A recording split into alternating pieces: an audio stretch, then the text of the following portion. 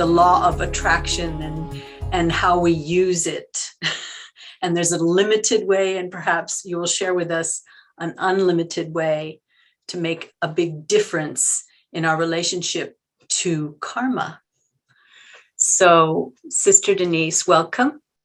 Well, yes, the law of attraction also has the other side to it because it's part of the pairs of opposites. And so the law of attraction also implies the law of repulsion as well. So when we're talking about it in the context of the philosophy of karma, we need to look at how this law of attraction and repulsion functions. But I would like, first of all, to talk about the attraction part, because after all, this is the subject tonight. How we get attracted, what attracts us, why we get attracted. What is this phenomenon of the magnetism that attracts us? And of course, which also has the other side. Magnetism is attraction as well as repulsion, depending on the polarization. But we like people who are attractive, beautiful, attractive character, attractive disposition, attractive characteristics and qualities and other attributes that they may have that attracts us, because the human being loves beauty in all of its forms. And I think one of the reasons for our relationship with beauty is our relationship with the divine, because the supreme being, the divine, the force, the source is primarily beautiful. And there is one of the romantic poets, I think it was John Keats maybe, who said that beauty is truth, truth is beauty, and that's all you need to know. And so we are drawn to truth, we are drawn to beauty because it's something about ourselves as well as the divine, because the essence of a human being is when you are in your truth, when you are in your power, when you are in your beauty, that's your real condition. And we are drawn to that reality. We are drawn to truth. Sometimes we hear about the awful truth, or lately the inconvenient truth. But nevertheless, if there's something that comes along with the attribute of truth, we're interested. And we live in a world of fake news and all sorts of things that turn out to be false and fraudulent and scams, and those things make us feel really bad, especially if we get caught by them.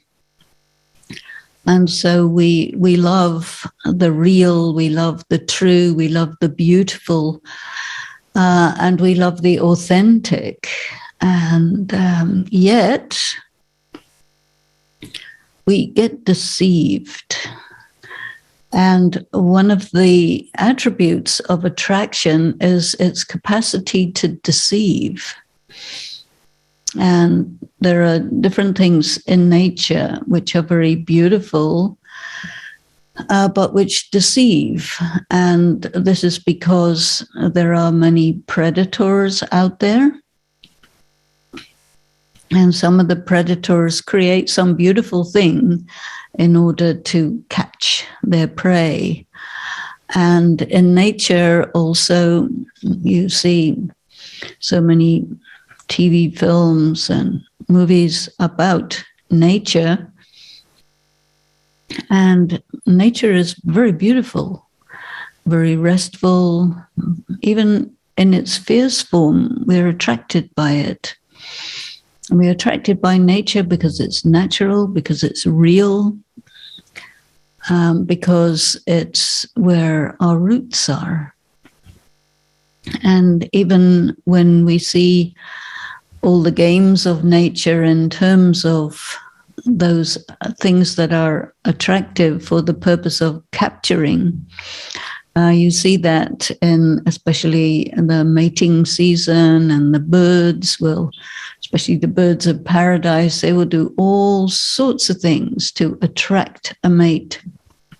So attraction in nature is very much connected with perpetuating everything. And we have this desire to be immortal. And yet we have to come to terms with our mortality. And even then, we just want to be immortal. And I think this is because the spirit within is immortal. And when you forget your essence, your spiritual essence, which is the real self, the longing to return to the self is included in this longing for immortality, this longing for beauty, this longing for truth is the urge to be what one is, the urge to return to the essential self. We're also very attracted to the idea of transformation. And in nature, you have this metaphor of the caterpillar who transforms into a butterfly. And we use this metaphor a great deal for what we want to accomplish in our inner work, our personal work. And transformation is also a word that applies to returning to your original essence. Because the truth is that we have moved away from truth, we've moved away from who we really are, and we got ourselves lost and confused and attracted to what is known as Maya. And Maya is the wonderful phenomenon of what is not real and which looks real. And in the Indian scriptures, it is said that the greatest architect of the world was Maya. And Maya means the one who can make everything look extraordinary and real, and then it becomes not real.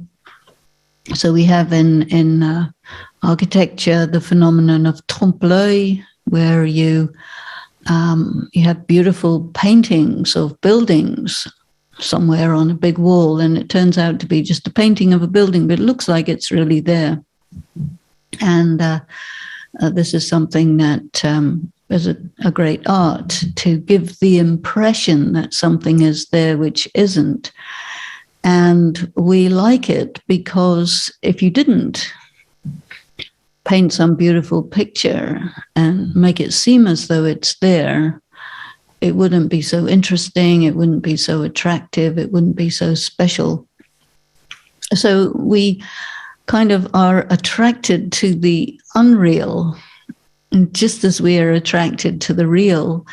And we play with the fire of getting deceived because there is this attraction of Maya. And Maya also refers to desires, addictions, something that has a promise, and you get taken in by the promise and sometimes really trapped by the promise, even if it never delivers. But there's always this wish, this hope, this desire for the ecstasy, the desire for entering into a transcendent state whether it's the attraction of love of the person, the body, the music, the poetry, the food, the drink, the drugs, the high, the rush. All of these things are all part of the attraction of Maya, which turns out to be a great deceiver and which ultimately puts us in deep chagrin and sorrow and a feeling of betrayal, which we really don't like. But yet, again and again, that power of the attraction of that which is not real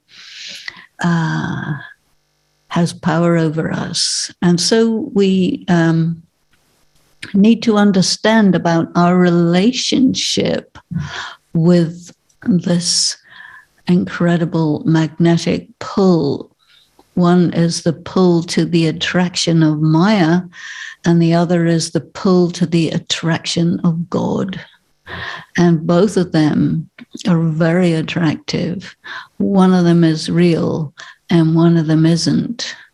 And the real thing is quite discreet, and the unreal thing is quite showy. And we can sometimes get caught up in this expression, all that glitters is not gold, and we go for the glitter. And it turns out to be gold-painted plastic, something like that. But the real thing, the real jewel, the real gold is not glitzy or glamorous. And in fact, another word for Maya is glamour. And a glamorous life is attractive, but when you get into the details of it, there's quite a lot of biopics out there, and I find them really very interesting. And so I've seen quite a lot of them.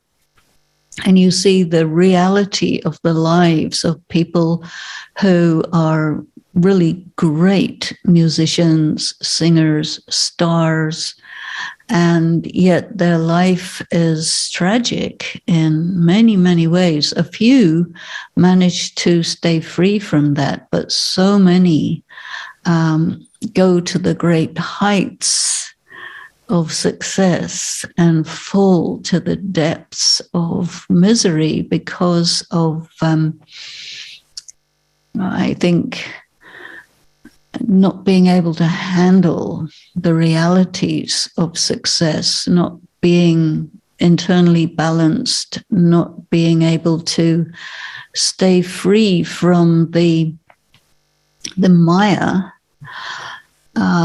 The interesting thing about the artist is that you are just as easily the instrument to carry people through your art and music to a transcendent state, which is very spiritual in nature.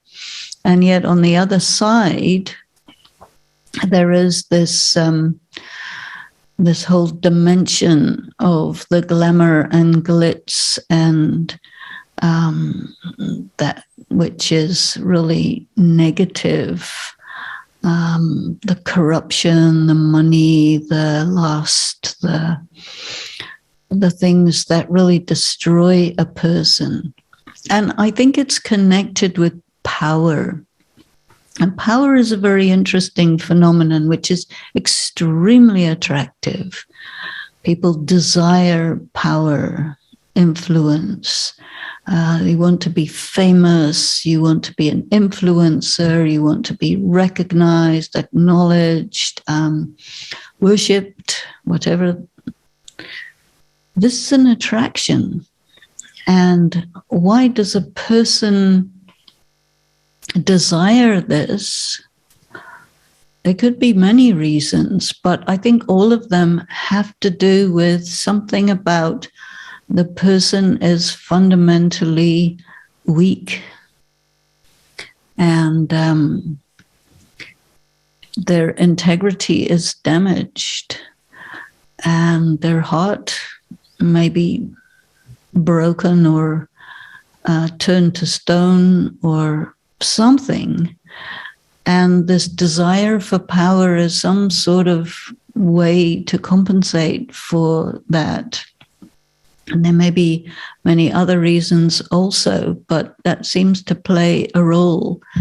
And when someone wants to get free from their pain, one of the attractive things is the illusion and delusion. You can also say delusions of grandeur.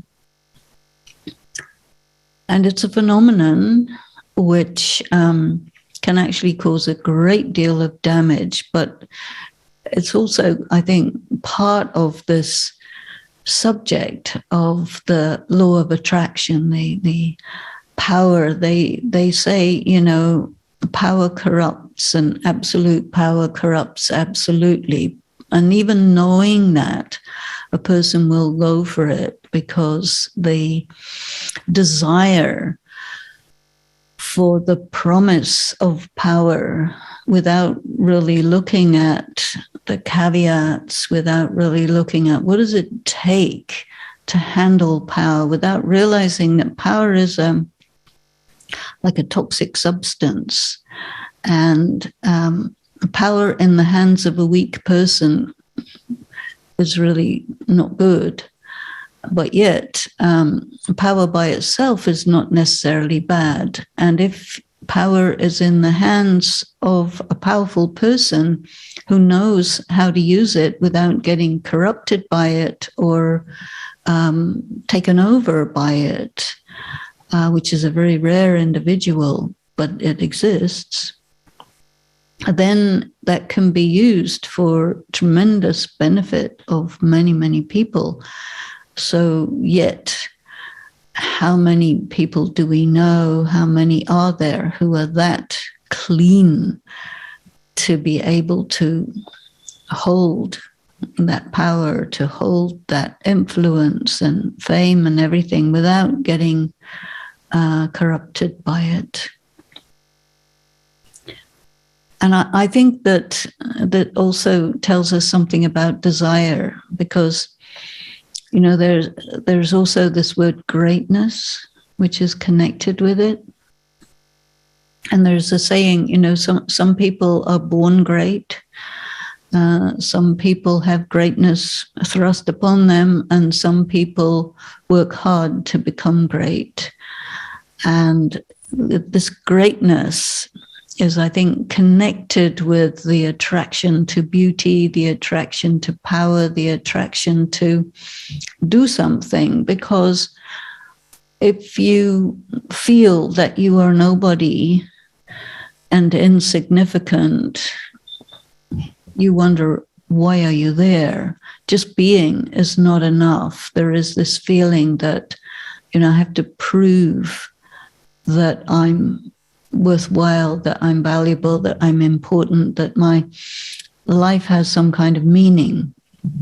And I think significance is very important. A person who catches what it means to be significant without necessarily having to have that reflected back to you by accolades and recognitions and so on. That's also something important. And there is the desire to be significant, to do something significant, to, I think, to find meaning in life. And that's a very important thing. Let me talk a little bit about another part of attraction, which is the expression like attracts like. And that's a whole different area, but it's to do with just the phenomenon of in people that you tend to relate to people who you find something in common with. You have the same take on life, you have the same life experience, you have many things in common. And so you are attracted because of these commonalities. And I think this is because there is a desire, deep desire in people to find the others who are similar, who are like you, who have,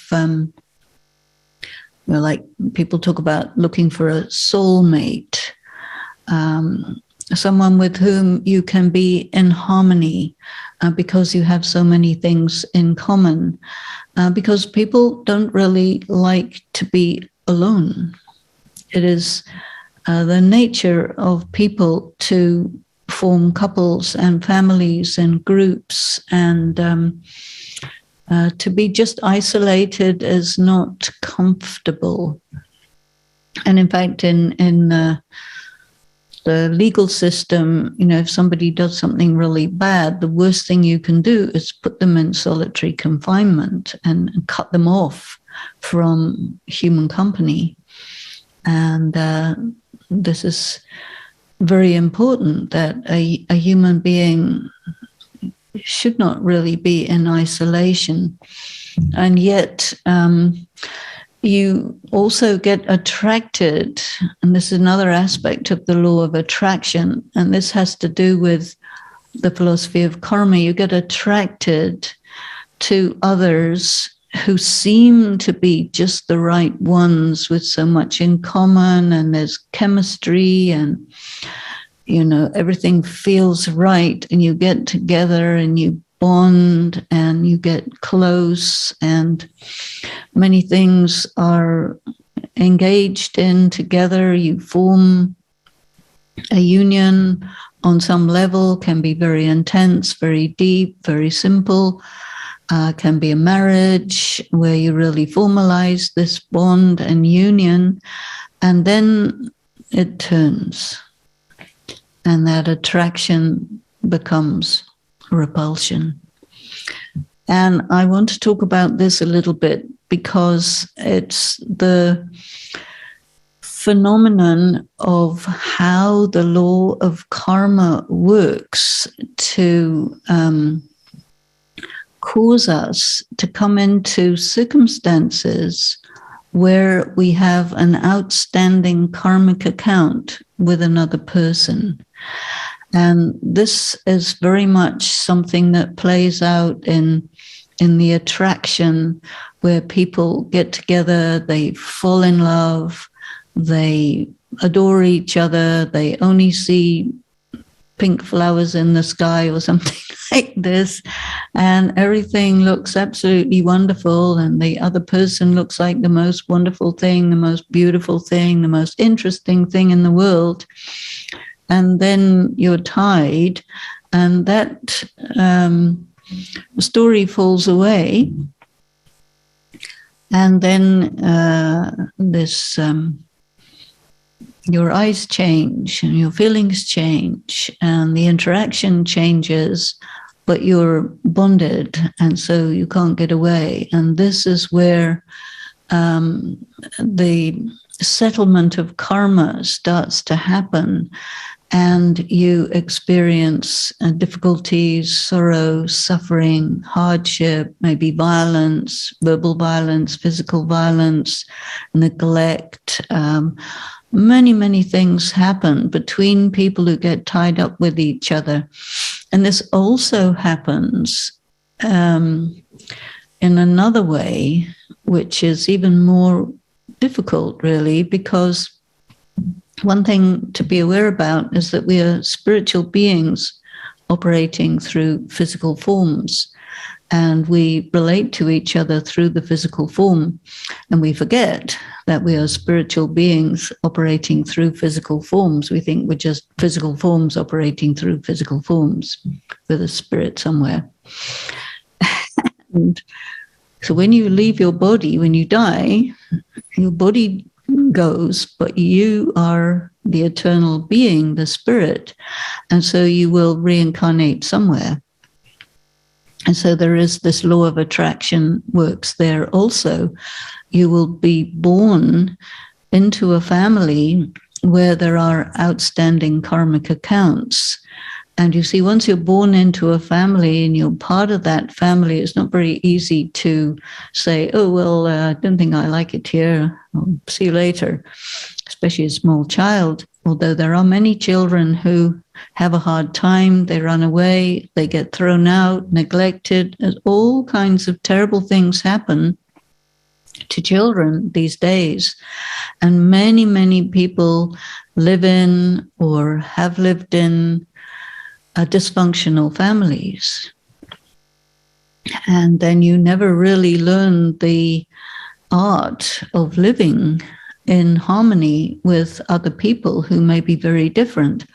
And this is all because of the power of attraction, of karma, where there is an outstanding karmic account with someone and you need to settle the account. And that is settled through different kinds of difficulties and pain and hardship and so on. It's very difficult for people to come to terms with this aspect of the law of attraction, but it's there. And so we need to include it in the description of the law of attraction. And also, when we hear about these things, the question naturally arises, okay, now what do you do when you're in that situation so that you can, minimize the difficulty and pain and come out of it? And so this is also something that we learn about when we study spiritual knowledge and spiritual practice, because the purpose of knowing about all this is to, on the one hand, understand that we are not exempt. Every single one of us has karmic accounts, which we don't know what they are. We don't know who they're with. And all of us have some or another experience of or situation where we are in some kind of bondage or where there is some kind of suffering of relationship. And this can even be with your own body, because if your body is sick, you can't just say, okay, I'll get a different one, because for that you have to literally die and get born again, and you are bound to your body. And suicide is not an option. It's negative karma. That would not solve the problem at all. It compounds the problem. And so this is why we need to really understand about spiritual energy, spiritual power, and how to accumulate it, because the purpose of meditation and the accumulation of spiritual energy is to be able to manage the negative power of attraction, the pull of negative feelings, negative experiences, and getting caught up in it and suffering. And what happens with you accumulating and practicing and developing spiritual power is that you can manage those things with that you can manage pain without suffering, that you can manage different ways that people treat you badly without getting really caught up in it, and being able to walk away and pick yourself up and get going again, and handling all these difficulties with the least amount of difficulty and the greatest amount of wisdom, and of course personal strength. So these are very important things to know about, which I think a lot of people don't know about, because as Elizabeth was saying, the law of attraction is a subject that's often used, and we hear about it a lot, and we think that we can take advantage of the law of attraction to attract wealth and attract good people and attract all sorts of things to us without really knowing that there's another side to that coin. And so we kind of walk in rather innocently into all kinds of attraction without understanding there's a price tag. You should not buy without looking what's the price. Can you afford to do that? Do you have the strength? Do you have the resilience? Do you have the clarity to know what you're getting into? And of course, very often we don't. But if you do study these things and look at the whole picture, and you do bring yourself into your personal power, then you are in a much better situation for handling it. And, once you're caught in it, there's no way out except through. You have to go through it. And that's the way the cookie crumbles. So the law of attraction needs to be understood, I think, from all of its angles, and also knowing that it's part of the pairs of opposites. And there are other pairs of opposites. And in the Indian scripture called the Bhagavad Gita, it talks about the importance of being able to handle the different pairs of opposites without getting caught up in it. And one of them is fame and defamation. So if you're attracted to fame, you will also have to handle defamation. So don't go for fame if you don't know how to handle defamation, because you have to have both. Success. So many people, they want success. They want to be a multimillionaire. They want all these things, success. On the other side of success, there is failure. So if you want success, you need to be very aware about that failure will also come along as well. And can you develop this stage called equanimity in the face of the pairs of opposites? And equanimity is something that you achieve by study and practice of spiritual power. And if you do not develop this and cultivate this, when the flip side comes along, you will not be able to manage it. And there's the difficulty. But if you understand and you prepare yourself and you are able to be in a state of equanimity or hold your equilibrium in the face of success and failure and be neutral, then this is real success, because you can handle the flip side. There are many different kinds of pairs of opposites. Love and hate. Can you be neutral in that? Can you maintain your principles of love for humanity when you are discriminated against? These are exams of life, and the person of noble character, the person who understands, who has used their life to accumulate deep understanding of what is humanity and what are the issues that we have to work through, you are able to manage these pairs of opposites, the attraction, the repulsion. And when you think about the attraction of God, there's even a flip side of that, you see. You would think, no, God is only beautiful, only true, only real. But the flip side of that is the dark night of the soul, the existence of the force of evil. And you have to be able to be neutral about that also, because it will come along and attack you. If you go for the highest experience, you need to be able to understand that the other side, the dark side, is going to come along and test you.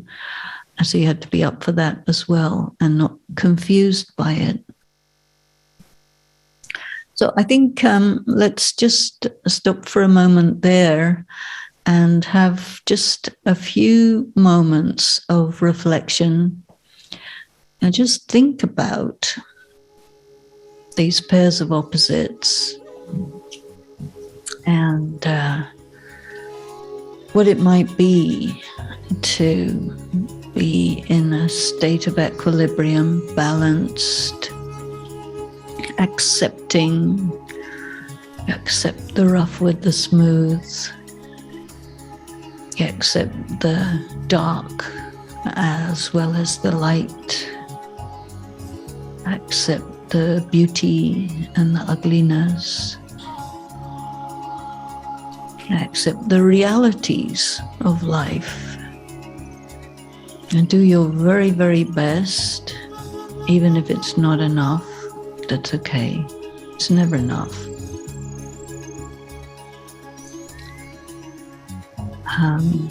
Be realistic, as well as holding very high standards and principles. Be committed to be the best that you can be and accept your imperfections, shortcomings. Be detached.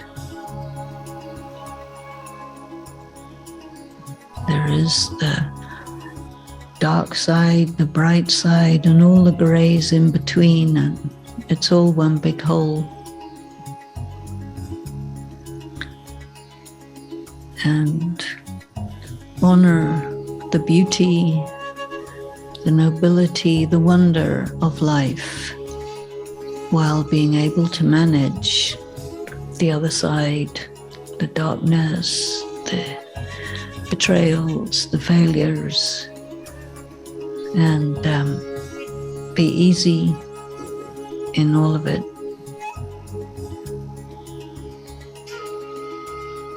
Thank you.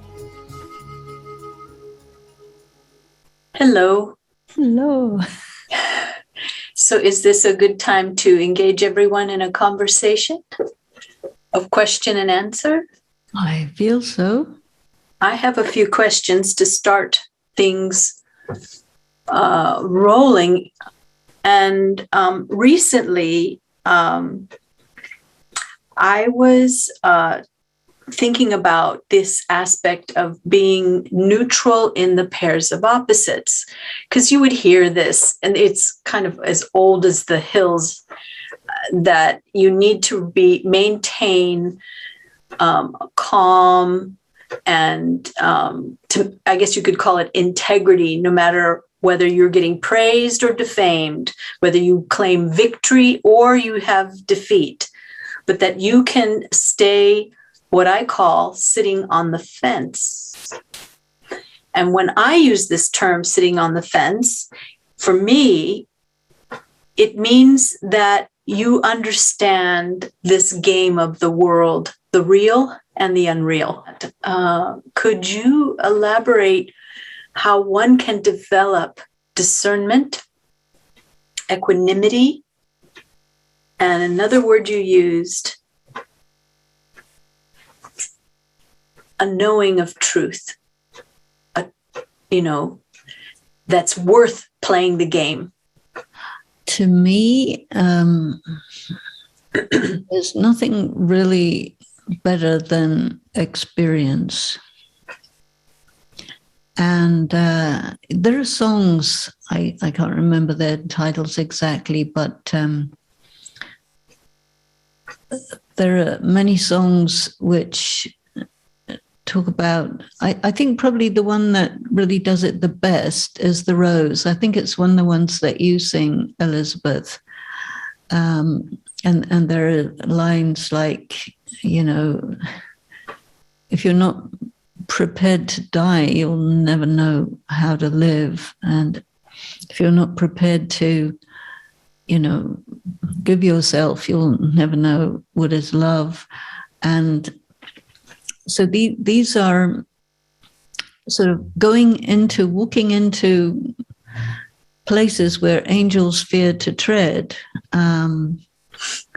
But if you never go there, then you never know what you missed, and you can never really be experienced.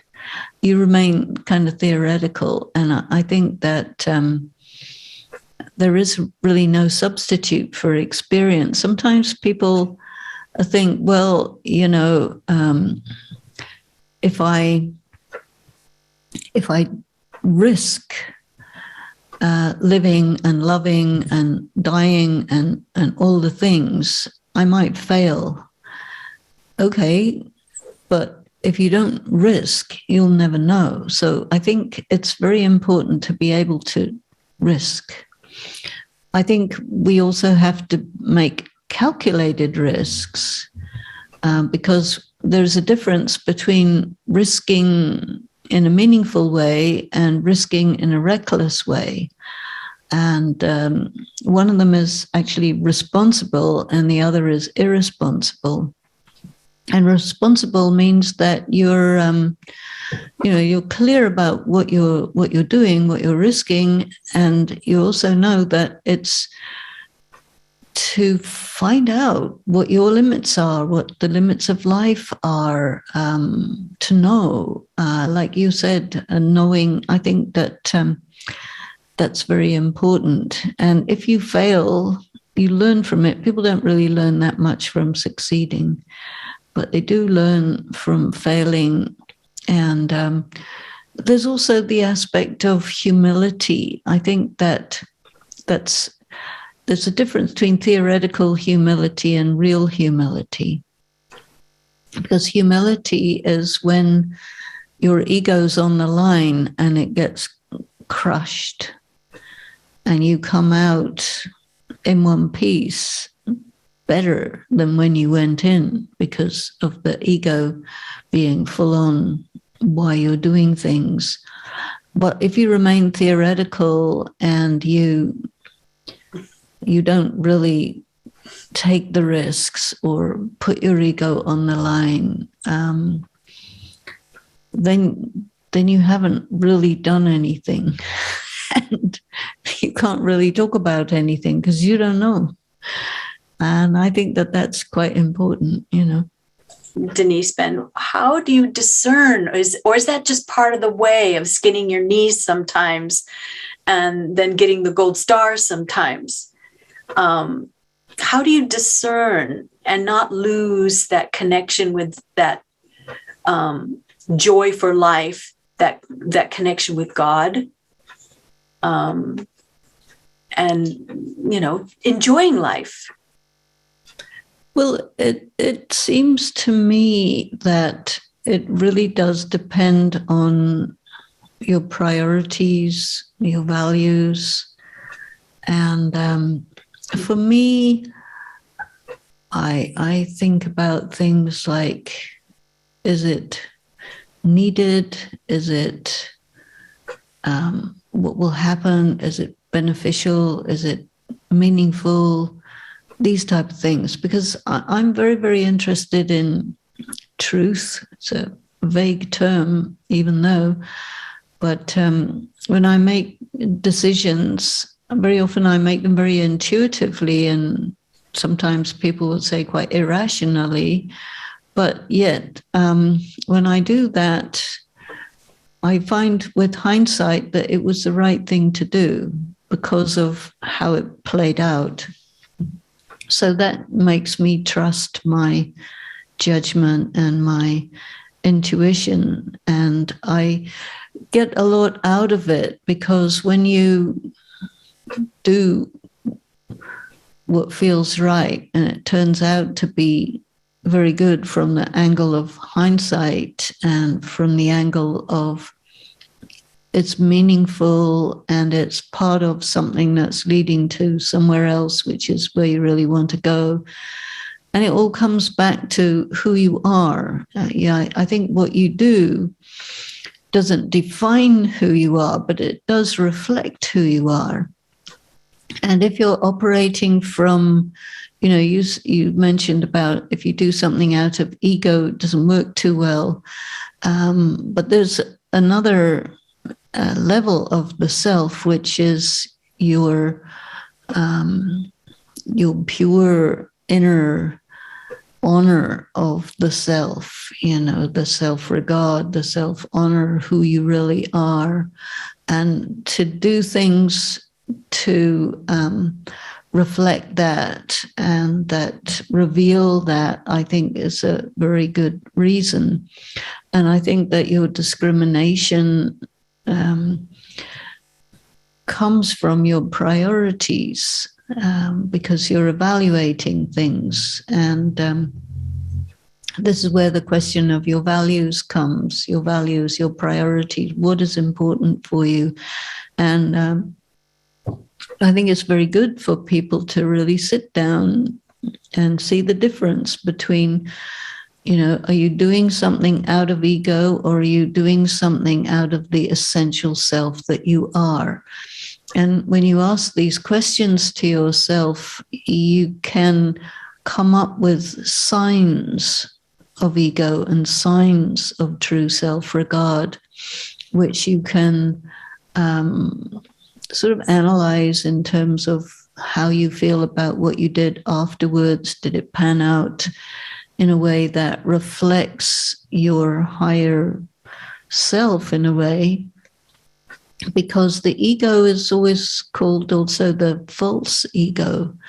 And if you do something out of ego, I think there will be a message coming which will tell you that, hey, what was that?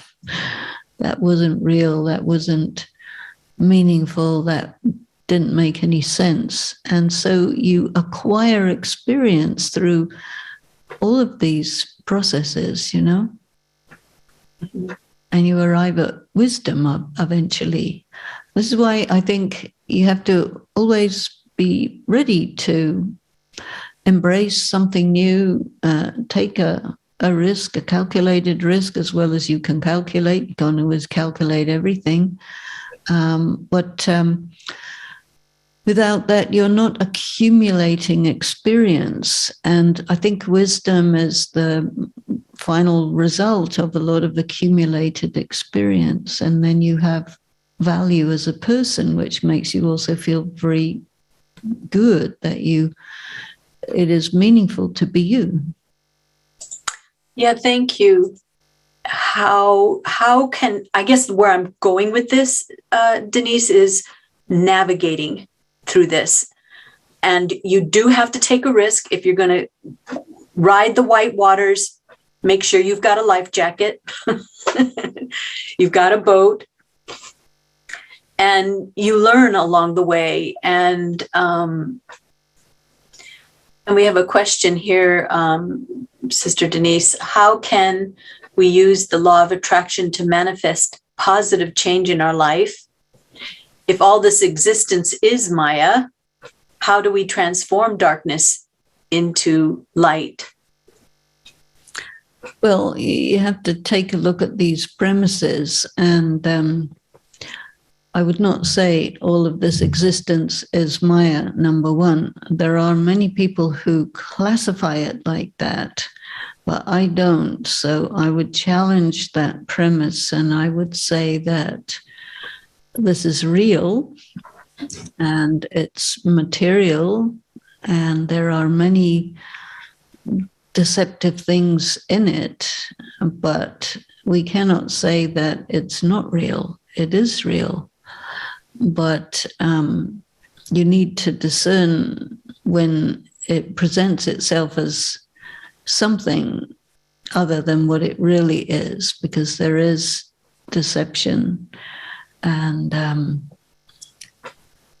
our perception is insufficient if we use only the two eyes. And so in India, we speak about the third eye, which is able to see the reality behind the illusions. And then you're not deceived, which is very good. then you can discern. But the eye, the third eye, is the eye of understanding, the eye of spiritual knowledge, the eye of wisdom. And that is something that is developed. You can say that experience and depth of perception, all of that gives you a greater level of reality than just superficial reality. So there's a saying that no one can deceive you unless you let them. Go ahead. I was going to say that the person who cannot be deceived is the honest person. And the honest person is not the same as a naive person. A naive person will be deceived, as well as a dishonest person will be deceived. But the honest person who's clear, sees clearly, is not going to be deceived. So then you will make choices that correspond to something which is genuine and coherent and consistent and corresponds to who you are, which is very different from something which is there to massage your ego, because that will really deceive you. And I think that your compass, sometimes people talk about a moral compass, but the compass needed is the compass that will select something that corresponds to the real essence of who you are, and not the things that are ego-based. You see, that's the key. Thank you. You actually answered the question for me. And actually, I really resonate with anything that gives the soul that confidence to be who they are, no matter what the challenges are, or even what the beauty or the fun or and what might be enticing or the adrenaline rush, but not to lose oneself in either. And so what I'm hearing from you is honesty and truthfulness.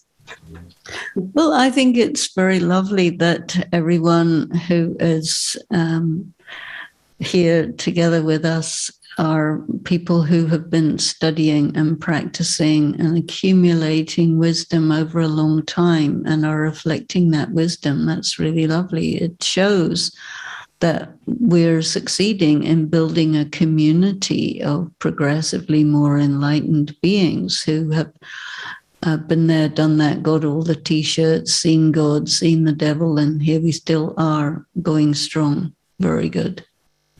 Because I think it's a great mistake for people to tell you that when you get messed up after yoga, it means your yoga's not right. It means actually the total opposite, because yoga is that energy which causes the poison in the system that's deeply buried to come to the surface. So that if you get messed up for a few days after really good yoga, that means you're doing really good yoga.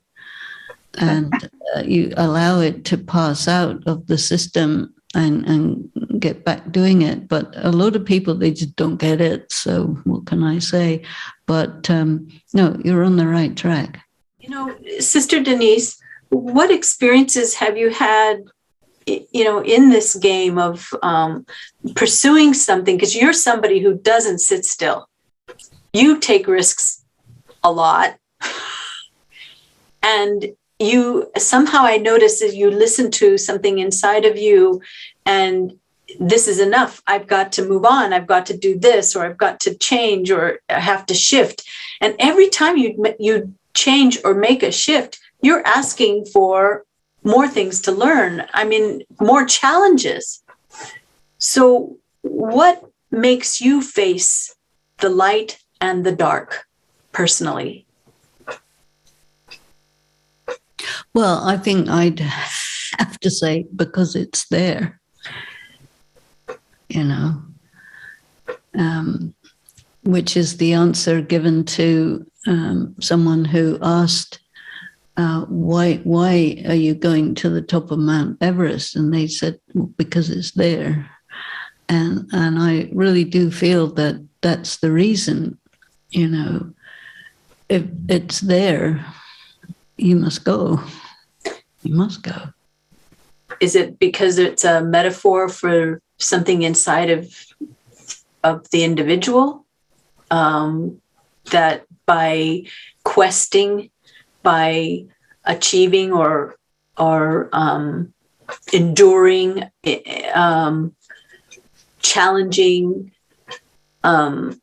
facing, that I'll meet up with something that's precious? No, you don't need a reason. It is there. Go. Why?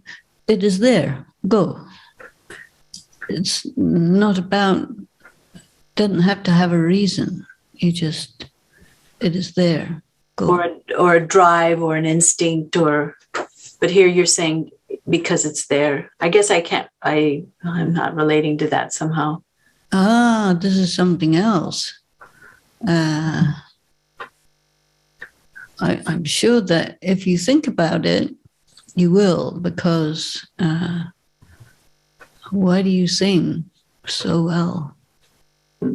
Because you can. But I had to work at it. But it was there. Uh-huh. You got it. Okay, I'll think about this. Yeah. Why do you exist? Because I exist, you know. It's like, you know, it's very important to know that you don't have to have a reason to do things or be things. That's interesting. It's enough just to be. I mean, you hear these things. You hear these truths, but I guess just to step out into the weather and, you know, challenge your fate. And I keep hearing this experience. You become experienced, and then you know for yourself, not because somebody else did it, not because someone told you to do it, but what I'm hearing from you is I just did it because it's there. That's right.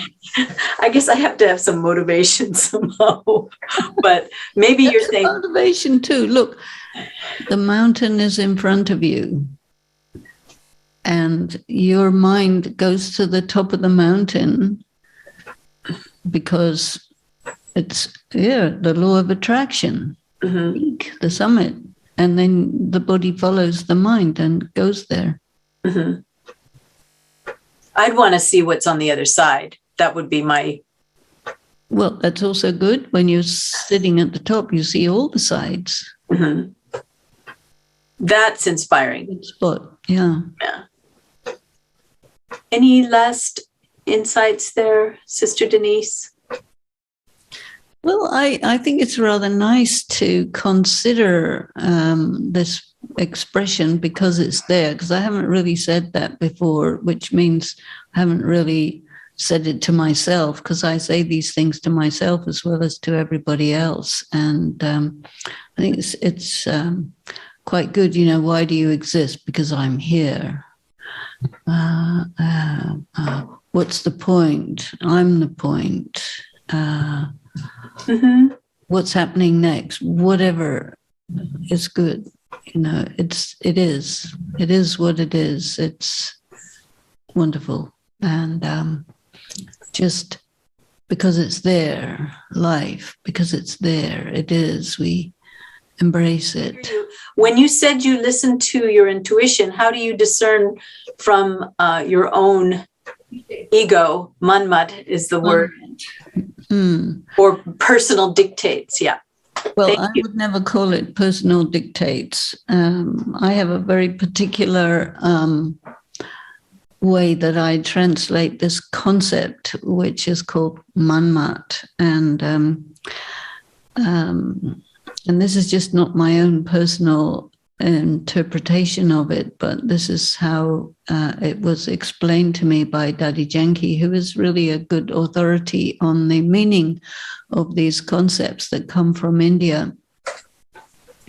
And a manmat is the internalized form or version of the prevailing social attitudes. And so if you do something because that's how people do it, or because, you know, you're expected to do it that way, or that's the way you were trained to do things, then okay.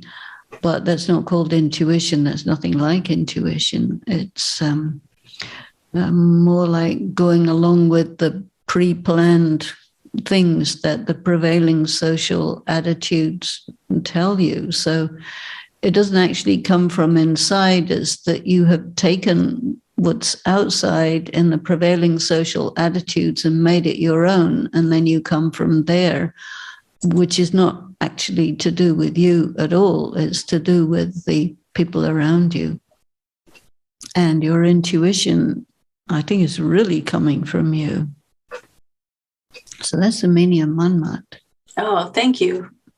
The mind is attracted where the mind is attracted, and repelled where the mind is repelled. And this effort that we make to get it to do something different from what it wants to do is usually quite unsatisfactory in terms of the results. And so my personal feeling about this is that it's about your level of consciousness, because your mind will operate according to the level of consciousness that you have. So if your consciousness is very much in matter, then your mind will be very caught up in sense perception and pleasures and all of that. And I find it more effective to pay attention on raising your level of consciousness, become more subtle, become more pure, and then your mind will correspond to that. I find that it doesn't really follow your instructions very happily, because it says, don't try that on me. Don't you find that? You know, one of the meanings of dharana is absorption. And the mind is very connected to perception, or the mind is the instrument of perception. So when your consciousness is material, the mind will perceive material things, and it'll be caught up in attraction, repulsion. And whether it's good for us or not, it doesn't really care. We care. What is this we who is different from the mind? It's what I call the training, the education, the understanding, the intellect. And the mind is not particularly interested in being told what to do. So we have to develop a relationship with the mind, where the mind will actually carry us to where we want to be. And so I think that the intellect, the decision-making part, really needs to pay attention on at what level am I functioning? What's my level of consciousness? Am I in soul consciousness? Am I in body consciousness? And the mind will be activated depending on your level of consciousness. But if you're in a more material consciousness and you try and get your mind to do what's good for you, the mind will say, huh? What are you talking about? I do what I want, you see. And this is why people have such a hard time trying to make themselves do what's good for them. See, a lot of people try It's really quite hard. And so I thought about this for a long time, and I found that it doesn't work as well to do that. But if you give greater attention on just really making your inner state more subtle, more spiritual, and more connected with the third eye, that very more subtle kind of perception, then you're bringing the mind onto that level, and it will definitely have a nice time being attracted to the things that really are good for you.